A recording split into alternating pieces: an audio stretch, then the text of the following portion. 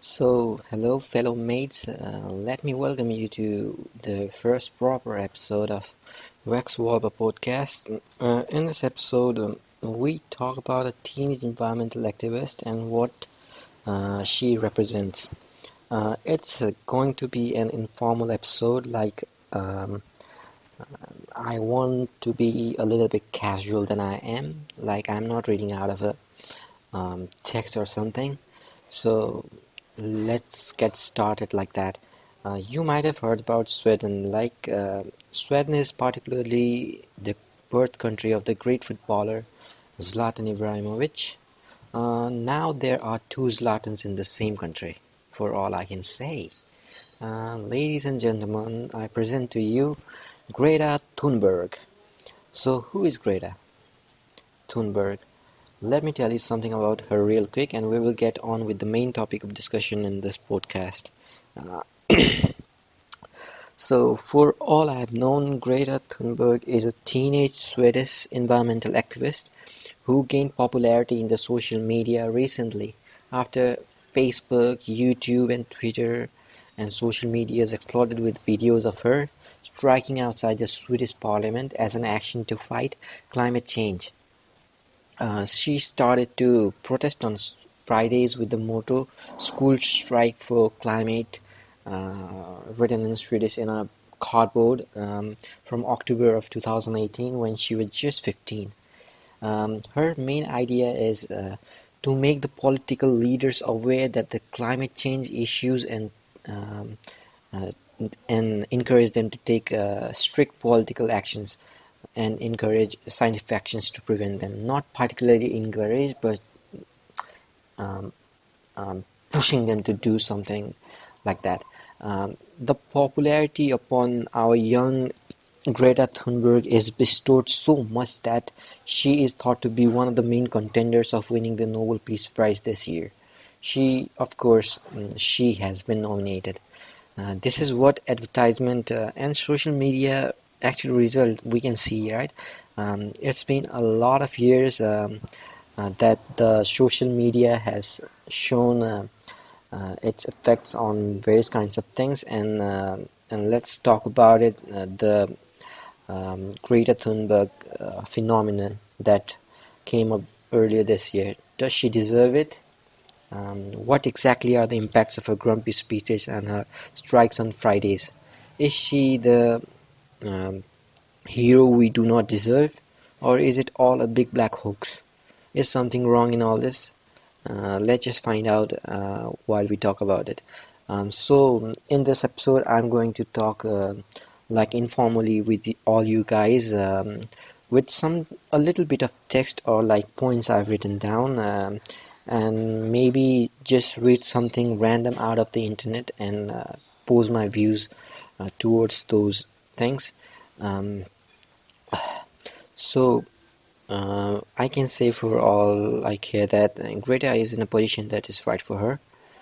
She thinks that this is the way to do it, like to save the environment, right? This is what I need to do, and this is what I need all people around me to do, and all those things in our own way will save the environment and stabilize the climate. But let's all go back into the people who are just not talking but doing things that help fix climate change. A lot of people are working as a part of plastic revolution, just some random term I made. Like people are also working in the recycling business and are building technologies that actually make a positive impact in the environment. Mm, what do they represent and what does Greta represent? You might have heard about the speech, "How dare we," in the um, that exploded in Facebook a couple of weeks back, maybe a month back, when she was on a climate action summit.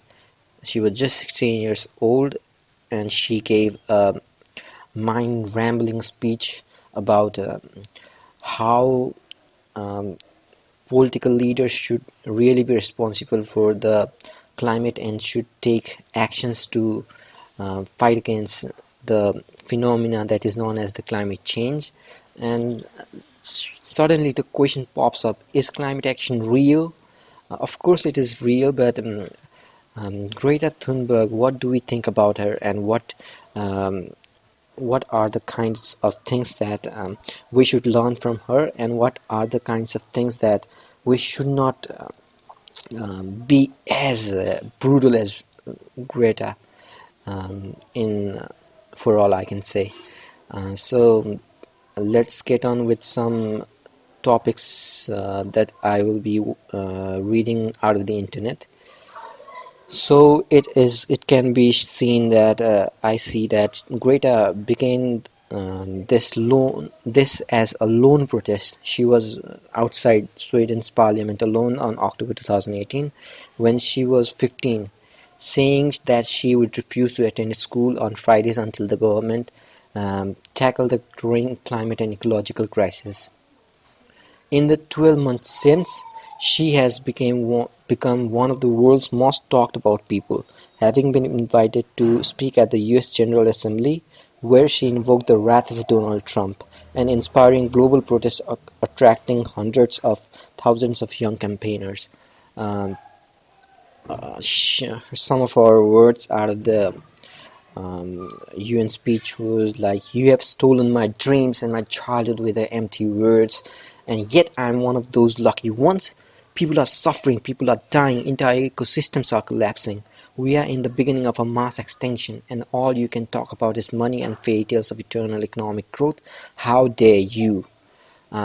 These were the words that exploded the internet a couple of weeks back, and seriously, man, like if you see a young 16-year-old standing in that stage speaking these words out, you might think to yourself, am I lacking behind? Am I not responsible enough as that young girl?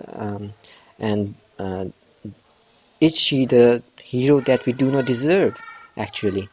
She's really like doing what she can and what she thinks is to be done, and that is the beauty of Greta Thunberg. Um, but how have people responded to her? That is also one of the main questions. Since being thrust into a global limelight, Greta's climate activism has attracted scorn as well as praise. Some right-wing critics have, with little evidence, denounced her as a liar or a hypocrite. Others have highlighted her Asperger's diagnosis and suggested that she is being manipulated by parents, actor Svante Thunberg and former Eurovision singer Malena Ernman. Greta has repeatedly hit back at her critics, denying that she is paid for her activism or is being used by anyone. Earlier this year, she wrote on Facebook that to say that there is no one behind me except for myself. My parents were as far from climate activists as possible before I made them aware of the situation. Um,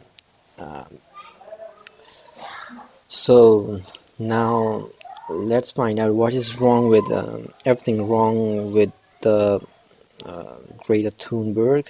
Um, so there's a post on medium.com, like it's the topic is like why Greta Thunberg is not the climate change hero we all deserve. So let's fast forward to a few of the topics. So the first point that the article points out is empty rhetoric. Greta's speeches feature a lot of empty rhetoric and very little facts based on scientific research, it writes. And we know that she understands the literal meaning of climate change, emissions, and global warming, but it takes a little more than "how dare you" type of injunctions to highlight the real problems. No, we don't expect a high-end presentation from her, but if she has self-appointed herself as a climate change crusader in spite of being 16, the responsibility of arming herself with proper facts and research is entirely hers. You cannot play both sides, claim to be an environmentalist when making the noise and claim to be a kid when lacking in scientific depth. It simply doesn't work that way. For creating a noise, we don't need kids to miss school. We can get a few unemployed people in every country to do that. Her missing school will only compound the problem, make her even less educated than she currently is. I guess this is particularly right in its own way, like uh, Greta standing for herself is a good thing, but on the same page, if we look at the other side of the coin, it encourages young children to stand for environment like she does, which is good. But in the same at the same time, children also learn that it is okay to skip school and not be educated and maybe stand for ourselves and our environment, our futures. But that is not the way to do it, man. You need to really uh, learn things and be educated to stand up for yourself and for the environment and the world you are living in. Um, the second point that the article points out is that she has got no clear action plan. Um, uh, it writes, Greta keeps accusing the government of every country for favoring the rich and the poor paying for the luxuries of the rich. She criticizes bad ideas of lawmakers and says she is unpopular for saying it like it is. All that is very well, but at the end of this criticism, there is still nothing actionable. What exactly is not a bad idea? Why doesn't she specify? Those are the things that are written down in here. And Greta, the third point is that she is empowering climate change deniers. Um, so I would really like you all to go to the uh, article by yourself and read it for yourself in very detail. It's written in good detail in the article. It is by medium.com, and the topic of the article is why Greta Thunberg is not the climate change hero we need. I guess you will gain pretty good insights from it.